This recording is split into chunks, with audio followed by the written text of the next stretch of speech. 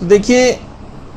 پہلی بات تو علماء یہ فرماتے ہیں کہ دیکھیں پروردگار عالم سے اگر بات شروع کریں تو اس کو بھی اپنی مخلوق سے بے انتہا محبت، شدید محبت اور شدید عشق کرتا ہے پروردگار اپنی مخلوق سے.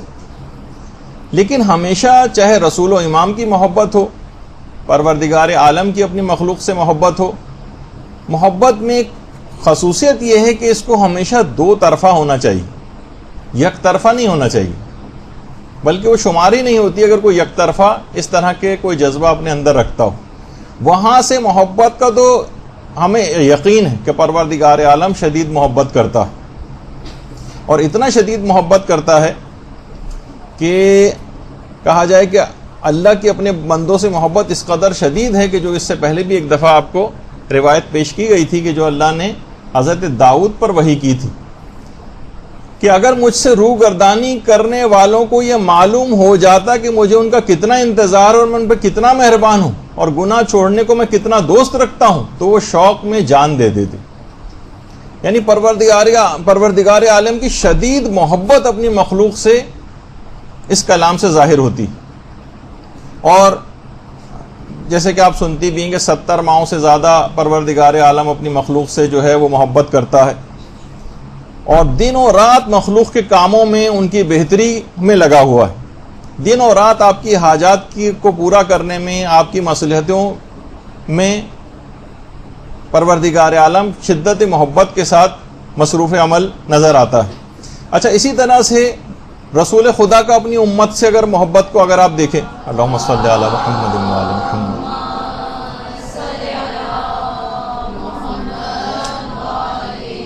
کہ باقاعدہ قرآن میں پروردگار کو کہنا پڑا کہ رسول آپ کوئی داروغہ نہیں، آپ کا کام فقط پیغام کا پہنچا دینا ہے، آپ کیوں اپنے آپ کو اتنی زیادہ مشقت کے اندر ڈالتے ہیں. اور علماء بیان فرماتے ہیں کہ پیغمبر اسلام کو آپ دیکھیے کہ آخری وقت جب کسی کا ہوتا ہے، وقت نزاع ہوتا ہے اور حالت احتضار ہوتی ہے، عام طور پر لوگ اپنے گھر والوں کے ساتھ جو ہے ان کے متعلق کچھ سوچتا ہے، ان کے متعلق بات چیت کرتا ہے، اپنے قریبی رشتہ داروں کے متعلق بات کرتا ہے. بہت زیادہ اگر اس موقع پر پیغمبر اسلام اپنے اہل بیت علیہم السلام کے لیے کوئی وصیت والی بات کرتے یا ان کا ذکر زبان پر ہوتا تو ایک سمجھ میں آتی ہے. لیکن پیغمبر اسلام کے آخری الفاظ بھی یعنی امتی امتی ہے، پروردگار میری امت ہے، پروردگار میری امت، کمال محبت تھی اپنے امت کے ساتھ. تو پیغمبر اسلام کی محبت کو آپ دیکھ لیں، پروردگار عالم کی محبت کو دیکھ لیں، لیکن سب جگہوں کے اوپر یہ نظر آتا ہے کہ یہ محبت یک طرفہ ہے. ان کے امت ان سے ویسی صرف زبانی کلامی محبت نہیں، اس کی تو ابھی مذمت آگے چل کر آنے والی. اسی طرح سے امام معصوم علیہ السلام کی اپنی شیعوں کے ساتھ محبت، مثلا ویسے تو تمام ائمہ کی اپنے شیعوں کے ساتھ ایسی محبت، لیکن جو ایک باقاعدہ ایک راوی تھا اور صحابی تھا مولائے متقیان علی ابن ابی طالب علیہ الصلوۃ والسلام،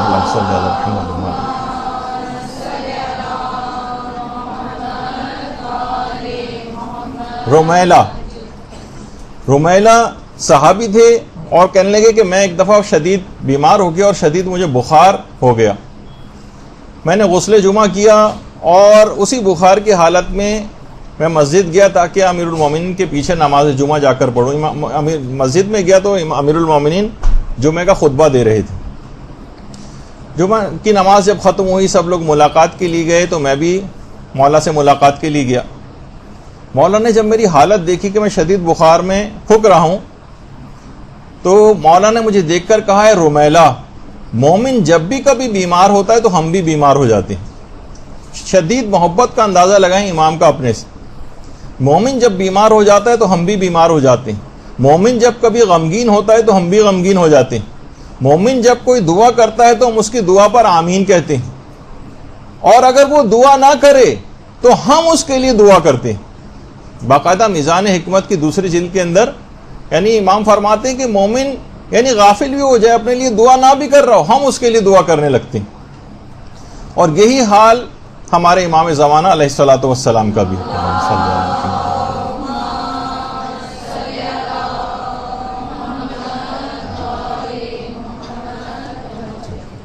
جب مومنین کے اوپر غیروں کے مظالم دیکھتے ہیں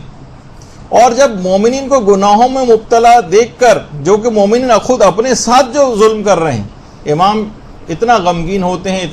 ہوتے ہیں جیسے کہ پچھلے سالوں میں بھی ایک دفعہ ہم عرض کر چکے ہیں کہ امام اکثر و بیشتر بیمار پڑ جاتے ہیں،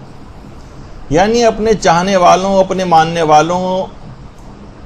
کے اوپر مظالم کو دیکھ کر اور ان کو مبتلا گناہ دیکھ کر امام خود غمگین ہو جاتے ہیں۔ یہ کمال محبت ہے امام کا ہم شیعوں سے۔ آیت اللہ عبد الکریم کشمیری عرفانیت اور روحانیت کے بہت بڑے علماء میں ان کا شمار ہوتا ہے شیعت کے۔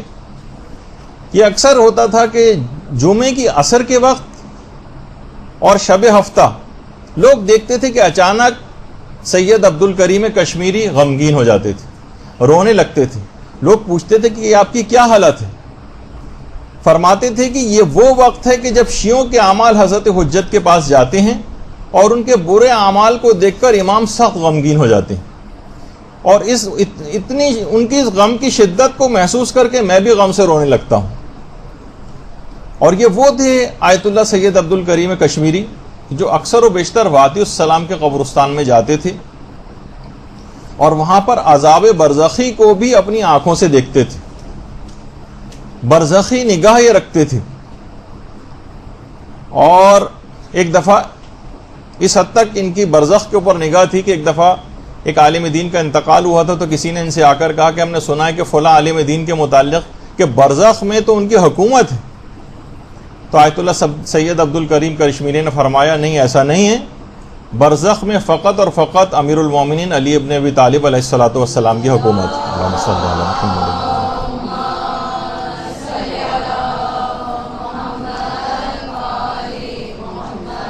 اچھا، اب انہی کا ایک بات اور، تاکہ دیکھیے بہت سی باتیں ایسی ہیں جو ہو سکتا ہے کہ آپ کو بظاہر ڈسکریجنگ لگتی ہیں، لیکن ایسا نہیں۔ مثلا ابھی معراج کی شب کچھ ہی عرصے پہلے گزری ہے، اس میں جب کبھی یہ والی احادیث پیش کرتے ہیں علماء، یا ہمیں بھی پچھلے سالوں میں تجربہ ہے مدرسے کی طرف سے، جو فیس بک کا اکاؤنٹ ہے اس پہ کبھی معراج کی شب عورتوں کے اوپر عذابوں کی جو تفصیل ہے روایت کے اندر وہ لگائی جاتی ہے، تو اکثر عورتیں بہت زیادہ ناراض ہوتی ہیں۔ بھائی یہ کیا ہے کہ عورتوں ہی کے اوپر فقط، یعنی فقط اس کو وہ ایک اس کے اوپر لے جاتی ہیں کہ اسلام میں کوئی غالباً جنسی امتیاز ہے کہ عورتوں ہی کے اوپر ایسا، جبکہ اگر آپ دیکھیں تو واقعاً جو کوئی کمزور ہوتا ہے، جس سے زیادہ محبت ہوتی ہے، ہمیشہ اسی کا زیادہ خیال ہوتا ہے۔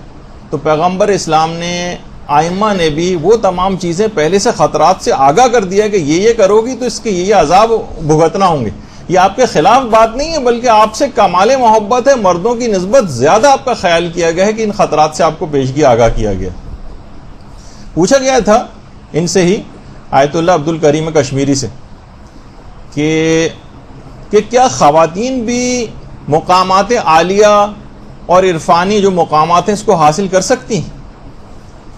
کہا کہ بالکل کر سکتی ہیں، لیکن ایک جملہ ہے جو انہوں نے کہا جس پہ عورتوں کو توجہ دینی چاہیے اور اپنے آپ کو امپروو کرنا چاہیے۔ کہا کہ میں نے عراق و ایران میں بھی اب تک ایسی خواتین کے متعلق نہ تو ان کو دیکھا ہے نہ ان کو کبھی سنا، یعنی گناہوں کو ترک کرنے میں، دنیا کی محبت کو دل سے نکالے بغیر اصل میں یہ مقامات حاصل نہیں ہو سکتے۔ ممکن ہے بالکل، لیکن کہتے ہیں کہ بہت کم ایسی خواتین تھیں کہ جن کے متعلق یہ بات ہے کہ مقامات عالیہ انہوں نے اس انداز سے حاصل کی۔ البتہ انقلاب ایران سے کافی پہلے کی بات ہے، تو ہو سکتا ہے کہ اس کے بعد کردار و عمل کے اندر کافی بہتری آئی ہو اور عورتیں اس لحاظ سے اس مقامات کو حاصل کرنے کی فکر ان میں پیدا ہوئی ہو۔ لیکن بہرحال یہ کہ بہت ساری چیزیں ایسی ہیں کہ جو ڈسکریج کرنے کے لیے نہیں، بلکہ آپ کے اندر آپ کو انکریج کرنے کے لیے کہ جب تک اپنے آپ کو گناہوں سے پیچھا نہیں چھڑائیں گے اور اپنے آپ کو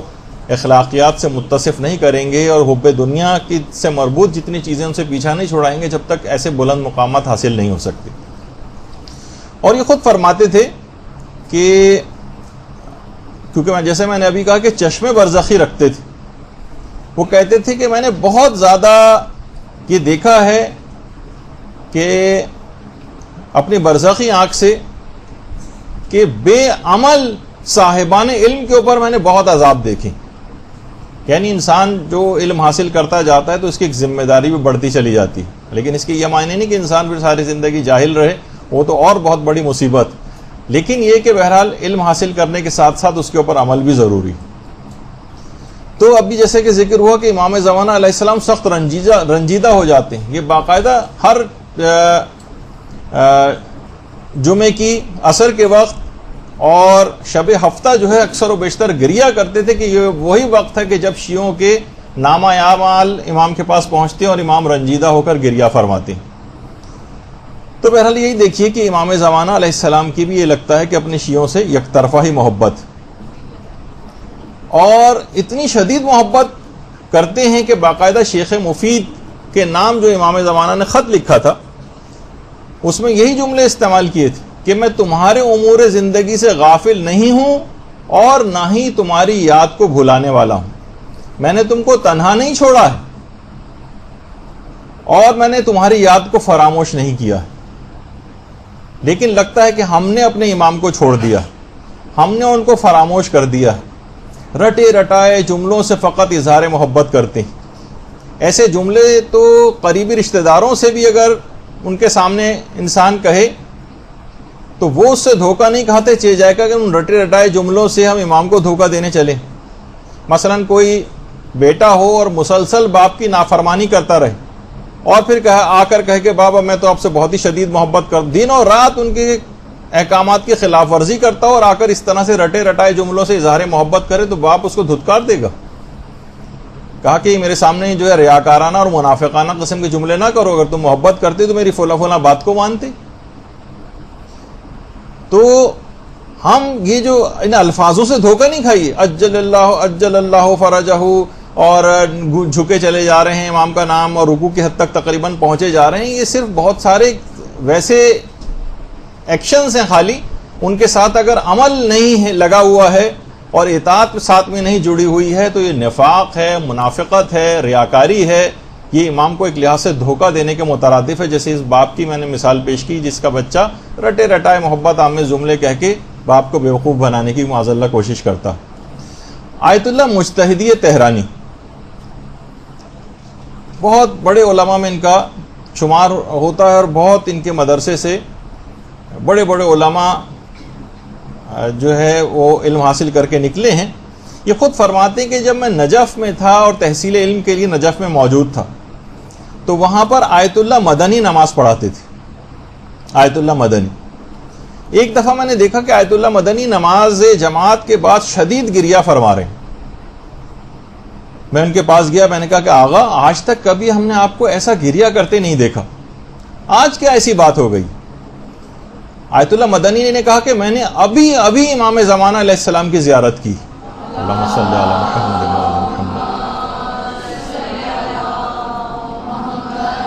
وعلی محمد. اور امام زمانہ علیہ السلام نے میری پشت کی طرف نمازیوں کی طرف اشارہ کر کے کہا مجھ سے کہ اے مدنی انہیں دیکھو، میرے شیعوں کو دیکھو، نماز کے بعد کتنی تیزی کے ساتھ اپنے دنیاوی کاموں کے لیے بھاگتے ہوئے جا رہے ہیں. ان میں سے ایک نے بھی میری تعجیل فرج کے لیے دل سے دعا نہیں کی. اور امام نے شکوہ کیا اور اس کے بعد نگاہوں سے اوجھل ہو گئے. تو امام زمانہ کی اس شکایت پر میں شدت سے گریہ کر رہا تھا. ہم دیکھتے ہیں کہ روزانہ ہم اپنے اعمال کو انجام دے رہے ہیں، کوئی بھی دل سے دعائے فرج جو ہے وہ نہیں پڑھ رہا ہے کہ امام جس شدت کے ساتھ خود مضطر ہیں، بے چین ہیں، کس طرح سے ان کو اذن ظہور ملے اور وہ ظہور فرما کر دنیا کو عدل و انصاف کے ساتھ بھر دیں اور سب لوگوں کو مظالم سے نجات دلائیں. شیعوں میں سے بھی کسی کو کوئی پرواہ نہیں ہے ایسا لگتا ہے. اور امام نے ایک شکایت بھی کر دی کہ ذرا پشت کی طرف تیزی سے اپنے دنیاوی کاموں کے لیے جاتے ہوئے دیکھو ان لوگوں کو، ان میں سے کسی نے بھی میرے ظہور کے لیے دل سے دعا نہیں کی. تو یہ تھی دیکھیے جس کی طرح ہم بار بار اشارہ کر رہے ہیں کہ یک طرفہ محبت. تو اللہ سے بھی ہمیں یک طرفہ محبت اللہ کی ہم سے ہے، ہمارا ایسا ہم تو اس سے روگردانی کرتے نظر آ رہے ہیں. پیغمبر اسلام وقت انتقال، وقت شہادت مسلسل امتی امتی کہہ رہے ہیں اور ہمیں ان کے فرامین کا کوئی پاس نہیں. اسی طریقے سے تمام ائمہ کو آپ دیکھ لیں، خود امام زمانہ علیہ السلام کو دیکھ لیں، ہر کوئی یک طرفہ محبت کرتا نظر آ رہا ہے. دیکھیے جب کسی سے کے ساتھ کچھ تو ایفیلیشن شو کریں اپنے امام سے، کوئی یاد ہو، کوئی آنسو ہو، کوئی فراق ہو، کچھ رونا ہو، ان کا ذکر کچھ زبانوں کے اوپر اکثر و بیشتر آیا کرتا ہو، اپنی محفلوں میں ان کو انسان یاد کرے، اپنے مذاکروں میں سیمینارز ان کے لیے منعقد کیے جائیں، ان کا گھروں میں کثرت کے ساتھ ذکر ہو، والدین اپنی اولاد کے ساتھ امام زمانہ کے تعلق کو زیادہ سے زیادہ بڑھائیں۔ کتنی افسوسناک بات نہیں کہ اگر لوگوں سے کسی سے بھی آپ مجمع عام میں جا کر سوال کریں، مثلا ہو رہی ہو مثلا نشتر پارک میں مجلس، اور کہیں گے کتنے ایسے افراد ہیں جنہوں نے اپنے زمانے کے امام کے متعلق ایک کتاب بھی شروع سے آخر تک پڑھی، صرف ایک کتاب سے زیادہ کبھی نہیں، کتنے افراد ہوں گے جو ہاتھ کھڑا کریں گے؟ کتنے ایسے ہیں جو ان کے متعلق لوگوں سے جا کر معلوم کرتے نظر آتے ہیں کہ مولانا صاحب یا علامہ صاحب یہ بتائیے کہ امام زمانہ کے متعلق فلاں فلاں معلوم ہے، ان کے زمانے میں زندگی گزار رہے ہیں لیکن کسی کو کوئی فکر ان کے ہمیں نظر نہیں آتی، اپنی معلومات بڑھانے کے لحاظ سے بھی نظر نہیں آتی، ان کے متعلق جاننے کی نظر نہیں آتی، بس رٹے رٹائے کچھ جملے ہیں جو کہ زبانوں سے نکالے جا رہے ہیں۔ اور اگر ہم اپنی اس لحاظ سے شادیوں کو دیکھیں، تقریبات کو دیکھیں تو یہ بے حسی اتنی زیادہ عروج پر نظر آتی، خاص طور پر جو اکثر صاحبان ایمان جو دکھ رکھتے ہیں اس کا، وہ یہ کہتے ہیں کہ واقعتاً اگر جا کر دیکھا جائے عورتوں کے کمپارٹمنٹ میں جا کر شادیوں کے سلسلے میں، تو ان کی سج دھج کو دیکھ کر لگتا ہے کہ دنیا اور آخرت کے سارے مسئلے ان کے حل ہو گئے۔ روزانہ جس شہر کے اندر جنازوں پہ جنازے اٹھائے جاتے ہیں مومنین کے، وہاں ان عورتوں کے کپڑے، زیورات اور تمام سج دھج سے لگتا تو نہیں ہے کہ یہاں پر ایسا ہوتا ہے اس شہر کے اندر، بلکہ یہ تو لگتا ہے کہ جبریل امین باقاعدہ کوئی مجدہ اور نوید سنا کر جا چکے ہیں کہ جنت جو ہے وہ آپ کے لیے لکھی جا چکی، ایسی لاپرواہی۔ تو بہرحال خدارہ خواب غفلت سے جاگیے اور امام زمانہ کے دل نازنی کو اتنی تکلیف نہ پہنچائیں اپنے اعمال سے، کیونکہ وہ شدید ترین محبت آپ سے کرتے ہیں۔ برحمتك يا أرحم الراحمين وصلى الله على محمد وآله الطاهرين